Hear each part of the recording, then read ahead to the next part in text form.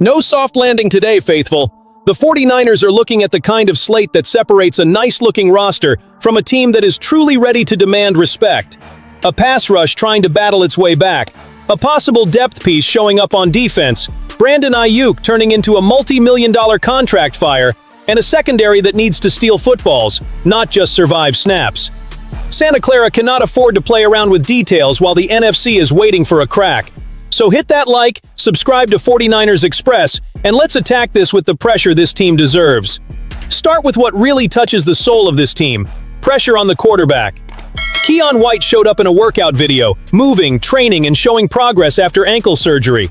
For most rosters, that is just a positive recovery update. For the 49ers, it is not. For San Francisco, it becomes part of the battle plan. White is not some random name buried at the very bottom of the roster. He came over from the Patriots in a trade, played 9 games, started 2, and put up 12 tackles with 1.5 sacks. That is not star production, and nobody is going to pretend he carried the defense. But contender defensive rotations are not built only with pretty names on a poster.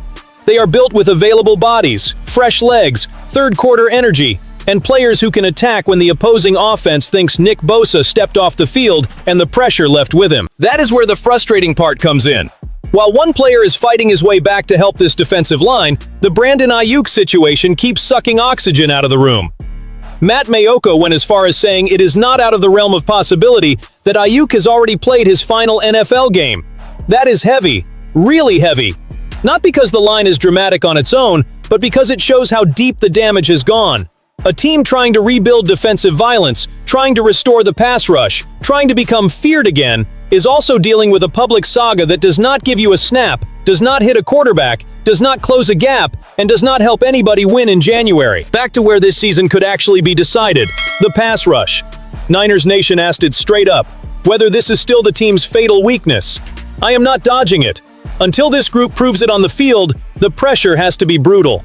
In 2025, San Francisco finished near the bottom of the league in sacks with 20, 31st in pressures with 157, and 29th in pass rush win rate. Those numbers do not fit red and gold football. They do not fit a defense that wants to scare people. They do not fit a team calling itself a contender. But we are also not going to act like Santa Clara is just standing there watching the problem burn. Osa Odigizua changes the geometry inside. He brings burst, bend, interior threat, and that kind of middle pressure disrupts quarterbacks in ways a cold stat sheet does not always explain. Michael Williams has to become a real threat. Romello Height has to turn potential into impact. A healthy Nick Bosa changes the entire temperature. And Keion White, if this recovery keeps moving in the right direction, could become exactly the rotational piece that matters when the defense needs to keep its foot on the opponent's throat. The message is simple and hard. Better on paper is not enough. The 49ers do not need a nice defensive line. They need a violent, deep, dependable one.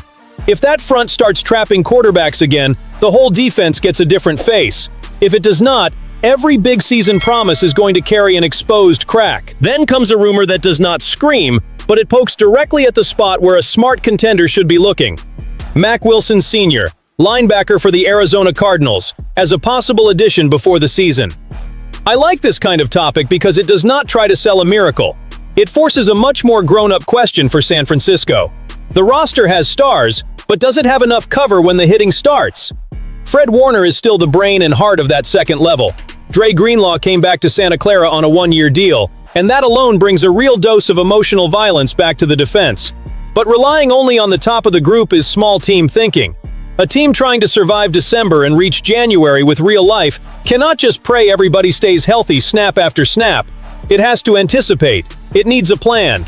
It needs backups who do not make the whole structure collapse when they step on the field. That is why Mack Wilson makes sense as a conversation.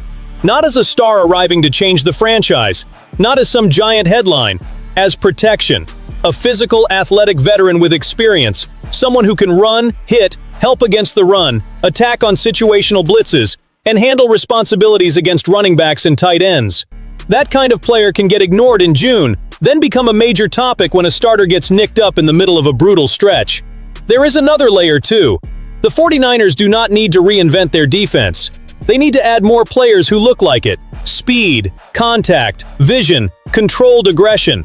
If Raheem Morris wants a unit that is more alive, more multiple, and harder to diagnose, versatile linebackers gain value. Today's NFL punishes slow defenses. It punishes thin rosters. It punishes teams that think two big names solve an entire season. The aggressive read is this: San Francisco cannot act like depth is a luxury. Depth is survival. It is what separates a real contender from a team that looks good until the first crisis hits. And if there is a chance to take a linebacker from a division rival who fits as insurance, rotation, and situational weapon, the front office has a responsibility to study it seriously. Mack Wilson would not be the loudest move of the year, but sometimes the move that strengthens a defense does not arrive with a parade. It arrives as a cold adjustment, cheap, annoying for the opponent, and smart for anyone who understands the 49ers window cannot be protected with speeches alone. The temperature changes with this next one, because Brandon Aiyuk is no longer just a football headache. This has turned into a power struggle. When Matt Maiocco puts the possibility on the table that the 49ers could go after money already paid, somewhere between $13.8 and $18.4 million, the conversation stops being about hurt feelings. It becomes leverage. It becomes contract language. It becomes a message to any player looking at Santa Clara and wondering how far the rope can stretch. Aiyuk signed that massive 4-year, $120 million deal in 2024. He received the signing bonus. He had status, importance, and a real chance to remain a central piece of the offense. Then the relationship started rotting.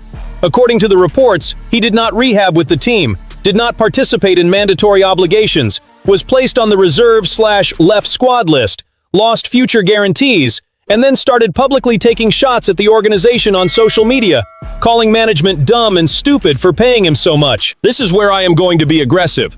A contender franchise cannot let the locker room become hostage to one individual standoff. The 49ers can make mistakes. They can be criticized. They may have handled parts of this story poorly. Nobody is saying the front office turns holy the second it wears red and gold. But there is a difference between tough business tension and a public saga swallowing energy from a team that should be thinking about pass rush, depth, secondary play, quarterback protection, and the Super Bowl. The potential push to recover part of the bonus changes the language of the fight. It is no longer only, "Do you want out?" It becomes, "How much did this breakup cost?" Under the NFL's collective bargaining rules, teams can try to recover prorated portions of already paid bonuses when there is a forfeitable breach tied to absence or failure to participate. Maiocco's estimate puts the financial hit in a range too big to be treated like a footnote. That brings the question that actually matters to the fan base. Is San Francisco being too harsh, or is the franchise finally showing backbone? I lean toward the second read. At some point, the organization has to protect its own authority. If Aiyuk wants out, if he wants to force his way to Washington, if he believes the relationship is finished, fine. That is part of the brutal side of the NFL. But the 49ers are not obligated to hand him the door key, pay the entire bill, and smile for the camera. In the faithful war room, I want this answer in the comments. Should the 49ers chase that money all the way, or cut this chapter loose to clear the air? One thing is already obvious. This case has moved past emotion. This is a battle for control. The final story sounds lighter, but it is not. Who is going to lead the 49ers in interceptions? The fans voted for Upton Stout. To me, that says two things at once. Confidence in a young name, yes, but also an indirect challenge to Diamador Lunor, Runardo Green, the safeties, and even Fred Warner. Great defense does not live on pretty tackles alone. Great defense changes possession. It rips the ball away. It punishes quarterbacks who force throws. It turns pressure into mistakes. And if the defensive line really starts pushing the pocket the way San Francisco needs, somebody in that secondary has to cash in. Bosa, Osa, Michael, and the rest cannot rush the throw just for the ball to hit the ground every week. Stout makes sense as a fan pick because nickel corners live in traffic. He is going to see targets. He is going to get tested. And when a player gets tested, he also gets chances to steal possessions. 44 targets as a rookie, 3 passes defended, and 1 missed interception chance. That is not dominance, but it is material. It is a starting point with enough volume to grow. Runardo Green might be the most logical name if the conversation is pure opportunity. He saw 62 targets, got his hands on 13 passes, and still came away with 0 interceptions. That is almost a challenge to a competitive corner. 13 touched balls and no picks? In Santa Clara, that needs to turn into productive anger. If Raheem Morris uses Green in more press man, putting him right in the receiver's face, that number can change fast. Lenore is in this fight too, but with a different kind of weight. Fans love him. He talks like a player who will not bow to anybody, and he led the team last year with 2 interceptions. But 2 interceptions leading a 49ers defense should not make anybody comfortable. That is a warning. Warner, meanwhile, always floats around as an absurd option for a normal linebacker, but totally normal for him because Fred Warner does not fit into simple categories. Stout winning the poll is fun. What matters more is the 49ers getting back to a defense that makes opposing offenses pay.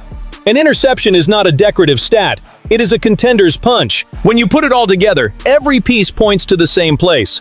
The 49ers cannot live off names, tradition, or promises. Keion White has to become real depth.